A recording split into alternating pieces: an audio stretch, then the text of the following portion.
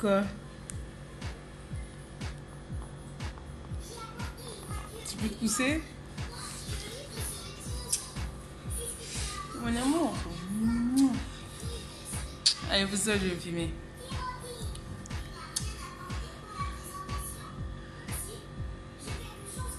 Bah, c'est qui? C'est qui ça? C'est qui ça? C'est qui ça? C'est qui ça? Salut tout le monde, alors aujourd'hui on se retrouve pour une vidéo face caméra pour vous parler de mon accouchement qui est prévu pour très bientôt. On va parler aussi de péridurale, de rachis-anesthésie et de césarienne programmée. Donc voilà, ça sera le thème de cette vidéo, de la peur aussi de l'accouchement, etc. Je vais vous raconter ça, vous donner de mes nouvelles aussi pour le début du 9e mois de grossesse. Donc si ça vous intéresse, restez jusqu'à la fin de la vidéo. Si ça vous intéresse pas ce thème-là, on se retrouve dans une autre vidéo avec un autre thème. C'est parti!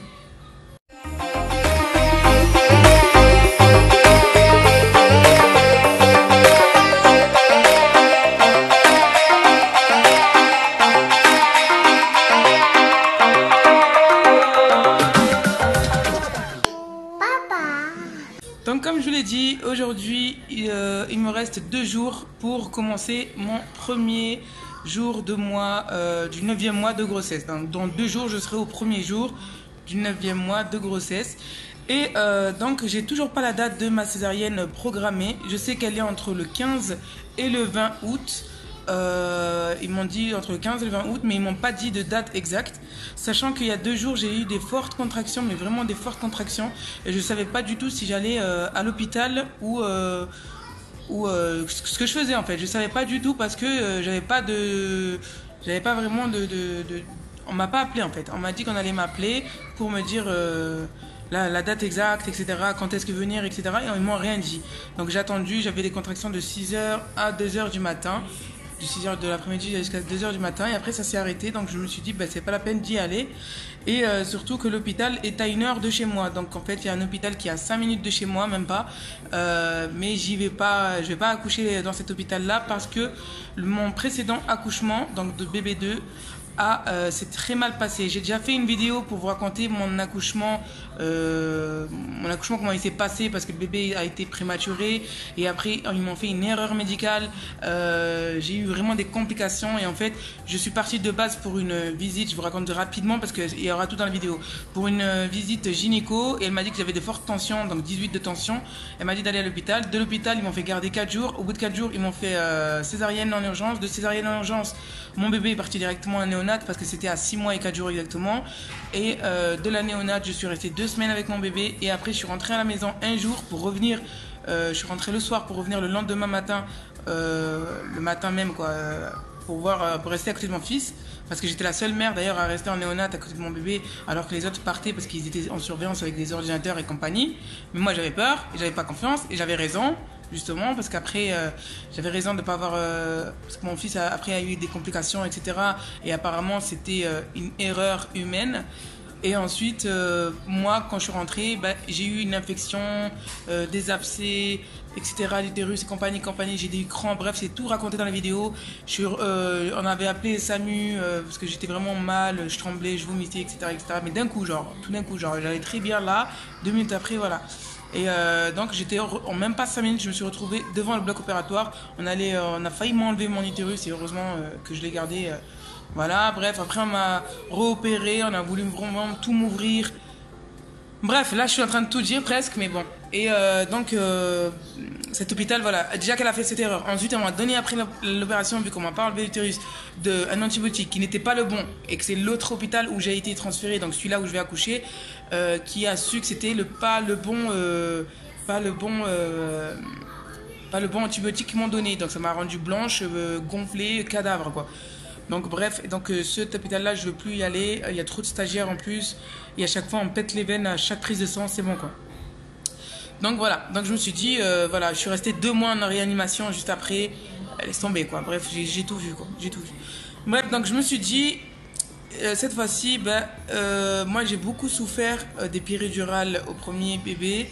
Au deuxième bébé, on m'a fait une rachis-anesthésie pareil, j'ai vraiment souffert. Alors souffert, je vais vous raconter rapidement comment j'ai souffert dans ces opérations. La péridurale, il faut baisser, même c'est la rachis-anesthésie, c'est pareil. Hein, sauf que rachis-anesthésie, ça t'anesthésie le bas du corps comme la péridurale, mais c'est un peu plus fort au niveau dose parce qu'on va faire une césarienne et pas un accouchement en voie basse. Mais sinon, la manœuvre est à peu près pareille. La piqûre dans le dos, etc. Et on doit, vous savez, courber le dos et baisser les épaules. Sauf que moi, je n'arrive pas à faire les deux en même temps. C'est soit je baisse les épaules et mon dos il rentre, soit j'arrondis le bas du dos et mes épaules montent. Donc j'arrive pas à faire les deux en même temps, surtout avec un gros ventre au 9e mois de grossesse. Déjà il y a ça. Ensuite, la piqûre en elle-même, au début, elle m'a pas fait mal. Mais après, là, vous savez, au début, il met comme une petite tige et dans cette tige, il met la seringue. Enfin, il met comme la seringue qui va lâcher du liquide froid qui va t'anesthésier le bas du corps. Sauf que moi, c'est la deuxième piqûre qui me l'a fait, qui m'a déjà tué. Et de deux, ça m'a fait des coups d'électricité, mais tellement forts. Mais c'était abusé, quoi. Je m'attendais à... Franchement, je m'étais préparée à la douleur, je me suis préparée au liquide froid, etc. Je me suis renseignée, etc. Mais les coups d'électricité, c'était impossible. Le pire, c'était que j'ai eu des coups d'électricité, en fait, même jusqu'à ma jambe, jusqu'au doigt d'orteil. Et j'avais eu un réflexe, vous savez, comme ça, d'un coup. C'est normal, au début, on ne s'attendait pas. Donc, quand vous recevez un coup d'électricité, vous avez un petit réflexe vite fait. Et moi, quand j'ai fait ce coup de réflexe, il m'a crié dessus. Mais quand il m'a crié dessus, d'un côté, je le comprends parce que ça peut tordre l'aiguille. Et je peux devenir handicapé à cause de ça. Mais d'un autre côté, faut me le dire, tu vois, que ça peut taper des coups d'électricité déjà. Et de deux, apparemment, ce n'était pas normal. Les coups d'électricité, c'est quand ils te touchent le nerf. Et normalement, ils ne te touchent pas le nerf. Donc déjà, ça. Et ensuite, ça m'a fait beaucoup de coups d'électricité. Et en fait, il me disait, vous avez mal où les coups d'électricité? J'ai dit, à la jambe droite, genre le côté tout le corps droit. Et moi, plus je disais droite, plus lui, il m'enfonçait. Genre, plus lui, il augmentait la douleur, quoi. Non, c'était pas possible. Au bout d'un moment, à la fin, j'ai dit non, c'est bon, c'est bon. Et en plus, je l'avais même pas demandé la péridurale. Et ils m'ont dit que genre, non, on sait que vous allez pas supporter. Alors que c'était mon premier accouchement, là, je parle. Hein. On sait que vous n'allez pas supporter. On va vous la faire. On est obligé de vous la faire. Alors apparemment, on a le droit de la refuser. On a même, oui, toujours le droit de la refuser. Donc voilà. Ensuite, à mon deuxième bébé, on m'a fait la rachis-anesthésie. Là, c'était le summum. Donc, je me suis dit, Alem, t'as pas beaucoup supporté la première, peut-être la deuxième, peut-être c'est mieux, peut-être tu vas supporter, tu vas plus te retenir. Donc, on m'a mis sur la table d'opération, assise, pareil, baisse les épaules, courbe le dos, et vas-y, on te met la rachis-anesthésie. Donc, c'est pareil que la péridurale, comme je vous ai dit, la même seringue, etc. Et donc là, je me retenais. En plus, il y a une dame à chaque fois qui se met sur un tabouret devant moi, qui m'appuie sur les épaules, qui tremble devant moi et tout. Et moi, j'étais là, j'avais des petits coups d'électricité. Je dis, c'est pas grave. Et au bout d'un moment, il m'a tapé un coup d'électricité qui m'a tapé, je vous dis la vérité, jusqu'à mes parties intimes de devant. Et ça a tapé sur le matelas. Le matelas est en plastique. Vous savez, les tables d'opération sont en plastique. Vous avez, voilà, en plastique. Et ça a tapé sur le coup d'électricité. Le coup d'électricité a tapé sur le plastique. Et genre, ça a fait tata. Même de dehors, quoi, en fait. Genre, le sang, il n'y a pas que moi qui l'ai entendu, en plus, parce que la dame, déjà, devant, elle était surprise. Même lui, l'anesthésiste, d'ailleurs, il n'arrêtait pas de s'excuser. Et même, il y avait des stagiaires qui regardaient de loin, qui ont sursauté d'un coup, quoi. Et moi, d'un coup, pourtant, je suis pas la personne qui crie, en fait, quand je suis en accouchement, en train de ça.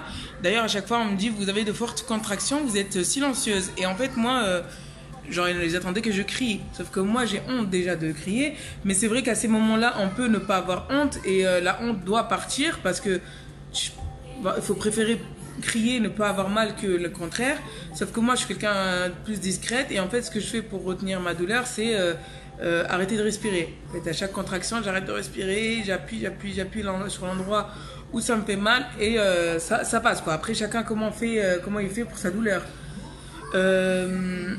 Et donc, ça m'a tellement tapé d'un coup que, en fait, je me suis relevée d'un coup. Mais genre, s'il avait la piqûre encore dans le dos, je pense qu'elle serait cassée. Et lui, il a retiré d'un coup, en fait. Je me suis retournée d'un coup et en fait, j'ai crié d'un coup. Ça a résonné dans tout l'hôpital. Et j'ai pleuré, en fait, j'ai éclaté en sanglots d'un coup, ça m'a tué. Là, juste de vous en parler, ça me fait vraiment mal.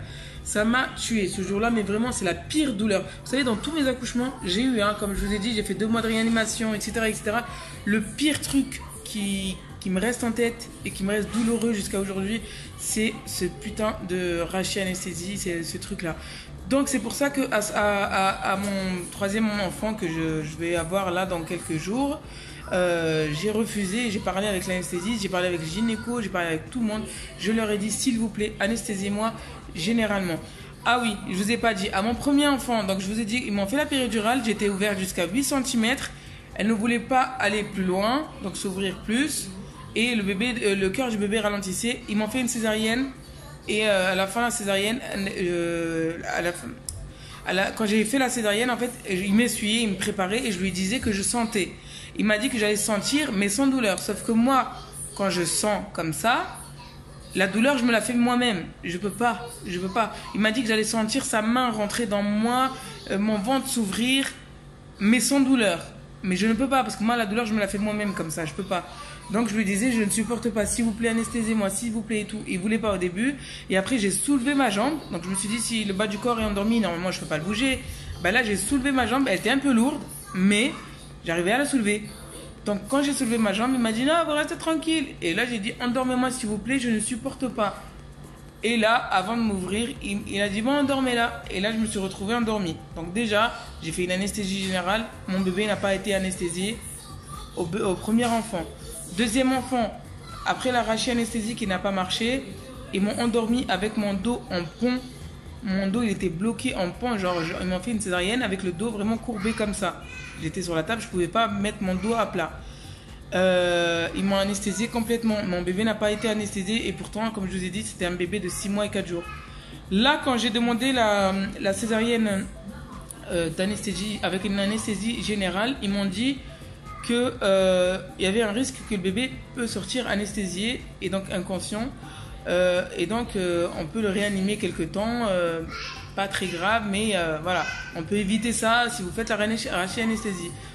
Donc j'avais dit que non, que je ne voulais pas. On m'a quand même proposé par voie basse, mais on m'a dit à un risque que la cicatrice, les 2 cicatrices, les 3 même cicatrices, parce qu'on m'a fait 2 césariennes et une autre opération à cause de l'infection et de l'erreur médicale, qu'elle risque de s'ouvrir. Et si elle s'ouvrait, on passait quand même en césarienne. Donc le truc, il ne sert à rien. Je vais avoir la péridurale, plus peut-être l'anesthésie générale après, peut-être la césarienne. Bref, je vais faire 2 accouchements en un accouchement, quoi. Donc le truc qui sert à rien. Donc je leur ai dit non, franchement, j'aimerais bien d'un côté goûter, on va dire, au vrai accouchement, mais je peux pas. Parce qu'il y a la piqûre, comme je vous ai dit, dans le dos. Et par voie basse, ils m'ont dit, si on essaye par voie basse, on sera obligé de te faire la piqûre dans le dos pour, on ne sait jamais, passer en césarienne directement après. Donc non, j'ai refusé et j'ai dit que s'il vous plaît, il faut me comprendre que je ne veux plus de piqûre dans le dos. Anesthésiez-moi, je prends le risque que mon enfant soit anesthésié, sachant que mes 2 autres enfants ont eu une anesthésie générale et n'ont pas été anesthésiés parce qu'en fait, ils te préparent avant, ils préparent tout avant et après, au moment de l'incision, ils t'anesthésient. Donc en fait, vu que le bébé sort dans les 10 minutes qui suivent, même pas... voilà, il n'a pas le temps d'avoir l'anesthésie, quoi. Donc, ils n'ont rien eu. Comme je vous ai dit, même un bébé de 6 mois et 4 jours, il n'a rien eu. Donc, c'est pas un bébé de 9 mois qu'il va avoir. Enfin, je pense pas. Après, on verra. Cet hôpital, c'est nouveau pour moi. Je suis jamais allée là-bas pour être soignée. J'ai eu des gens de la famille, des personnes de la famille qui ont accouché là-bas, tout ça, qui m'ont dit que c'était bien. Ensuite, voilà. Donc, voilà. Ça, c'était pour mon accouchement. Donc, comme je vous ai dit, c'est une césarienne programmée entre le 15 et le 20 août, mais je ne sais toujours pas la date exacte. Elle m'a dit qu'elle allait m'appeler il y a 2 semaines. J'ai toujours pas eu d'appel. Je rappelle, à chaque fois c'est occupé. Donc voilà, j'ai eu des contractions. Ça m'a rappelé mon premier accouchement. Et voilà. Ensuite, je vais vous parler de la peur que j'ai. Alors, la peur que j'ai peur que ça se reproduise. L'erreur médicale, etc. et les 2 mois d'hospitalisation en réanimation. J'ai peur de avoir une infection parce que, comme je vous ai dit, je me suis jamais sentie faible. Jamais autant faible pendant ces 2 mois-là. C'est-à-dire que j'avais même pas la force de lever mon bras. Et je trouvais vraiment ça pas normal pour moi. Et ils m'ont dit en fait que c'était C'était mes défenses humanitaires, un truc comme ça. Je sais plus comment ça s'appelle. Qui se sont tous mis contre l'infection pour vous débarrasser de l'infection. Donc c'est normal que vous êtes faible et que vous ne pouvez pas bouger. Enfin, que vous avez du mal à bouger. Et donc j'étais vraiment... J'avais pas le droit de me lever. Hein. J'étais 2 mois, donc 1 mois et demi on va dire, sur un lit. Et heureusement qu'il se pliait. Vous savez, on peut lever la tête, le pied et tout. Parce que je vous jure, je ne sentais plus mes fesses. Je ne sentais plus. Je sentais vraiment... J'avais plus de graisse dans mes fesses, quoi. Je sentais, on dirait, l'os, quoi. C'était horrible. Ensuite, j'avais franchement des dames vraiment géniales qui sont venues, qui venaient chaque matin me faire le bain sèche, je sais pas comment on appelle ça, la toilette sèche. Donc m'essuyer tout le corps, me laver tout le corps avec du savon, après avec de l'eau, etc. Et me laver les cheveux. Et en même temps, il y en a, ils me faisaient des massages dans les cheveux pendant le shampoingage, le shampoing. Je sais même pas si ça se dit, j'arrête pas de bugger là quand je parle, mais bon. Et ça me soulageait, mais vraiment ça me soulageait, surtout que j'avais très peu de visites, j'avais vraiment que ma famille avec moi. Je n'avais pas besoin de visite d'ailleurs, mais bon, j'étais dans une pièce, il n'y avait ni de fenêtre ni rien. Il y avait une télé, mais la télé elle était éteinte la plupart du temps. Et c'était tout noir, et il n'y avait qu'un seul ordinateur où il y avait un monsieur devant qui me surveillait H24. Voilà, juste pour vous montrer, c'est comme si j'avais fait 2 mois de prison, quoi. Et ah oui, je ne mangeais pas, parce que je mangeais avec sonde. Et je ne buvais pas, on me donnait à chaque fois ça pour boire, parce qu'on me disait on n'avait pas le droit de boire. Et donc des fois on me disait non, tu bois pas et tout. Donc on me donnait des compresses mouillées avec de l'eau, et on me disait de mouiller la bouche avec. Bref, c'était horrible. Et donc moi j'aspirais en fait tout l'eau qu'il y avait dans la compresse, tellement que j'avais soif et que j'avais... voilà, j'ai fait le ramadan, la prison, j'ai tout fait en fait, tout en même temps.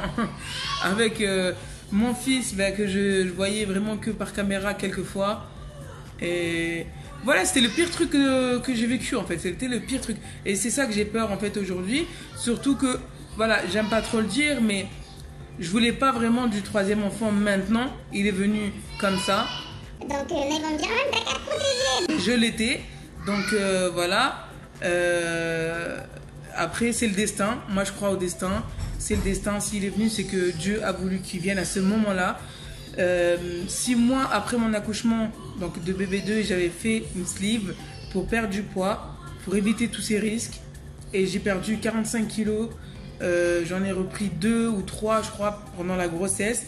Alors c'est énorme parce que à mes autres grossesses, la première j'ai pris 30 kilos, la deuxième j'ai pris 15 kilos. Bon, à chaque fois je baissais, je montais, je baissais, je montais. Après j'avais perdu 16 kilos juste après l'accouchement. J'avais perdu 16 kilos pendant justement l'infection, pendant les 2 mois là d'hôpital, même pas, c'était 1 mois et demi, pendant l'infection que j'ai eue à la réanimation, quand j'étais en réanimation. Comme je vous ai dit, de toute façon, voilà, je mangeais par sonde, donc voilà. Ensuite, je suis montée 2 semaines en gynécologie, et là, on me forçait à manger et je n'avais pas envie de manger. J'avais plus de goût en fait, ma langue était toute blanche, j'avais plus de goût du tout. Je sentais plus le goût, je sentais plus si c'était bon, si c'était pas bon, si c'était piquant, si c'était pas piquant, rien du tout. Et j'avais des drains, vous savez, des tuyaux qui sortaient du ventre, etc. Et j'en avais marre, tout ce qui est bassin et compagnie. Je voulais vraiment me lever toute seule à chaque fois. Bref, c'était la galère. Je vous laisse de toute façon la vidéo en bas, là, juste en description, si vous voulez voir vraiment tout ce qui s'est passé en détail. La réaction de mes parents, la réaction de ma famille autour de moi, de mon mari, etc. Et voilà, pour ça, en tout cas, je vais vous laisser ça. Mais en tout cas, j'ai vécu l'enfer. On m'a dit de porter plainte d'ailleurs. On m'a dit que je pouvais porter plainte, etc. Je ne l'ai pas fait. Donc voilà. Et comme je vous ai dit, j'ai peur vraiment que ça se reproduise. J'espère que non. J'espère, voilà. Regardez, aujourd'hui, je suis arrivée, là, il me reste 2 jours pour arriver au 9e mois de grossesse. C'est déjà énorme, mais c'est déjà très bien. Et il y a un truc que j'ai remarqué, franchement, après, je sais pas si ça arrive à toutes les mamans, mais mon fils qui est né à 6 mois et 4 jours, vu qu'il a eu des poumons qui n'étaient pas matures au début et qu'ils ont été matures avec des seringues, etc., qui m'ont mis 1 mois avant d'accoucher, a eu des bronchiolites du 2e mois, on va dire, jusqu'au 6e mois de naissance, quoi. Quand il a eu 6 mois, j'ai galéré avec les bronchiolites sur bronchiolite sur bronchiolite. Et son carnet est devenu comme ça, quoi. Carnet de santé, il est devenu comme ça. Alors que ma fille est née à terme. Genre, ma fille, elle est née le 17 août. Et donc, mon premier enfant, elle est née le 17 août. Et le terme se finissait le 20 ou le 22 août. Et je peux vous dire que c'était un beau bébé de 3,8 kg. Et elle n'est jamais tombée malade. Jamais. Mais vraiment, quand je vous dis jamais, surtout la première année, c'est la première année que je regarde le plus. La première année, je crois, elle m'a fait une seule fois une fièvre dans un vaccin et encore. Hein, c'était vraiment une fièvre de même pas une heure. Je lui ai donné un Doliprane et ça s'est arrêté là, quoi. Ça n'a pas duré 3 jours de fièvre et compagnie. C'est ça que je vous ai dit. En fait, je pense qu'il y a vraiment une différence de défense humanitaire, de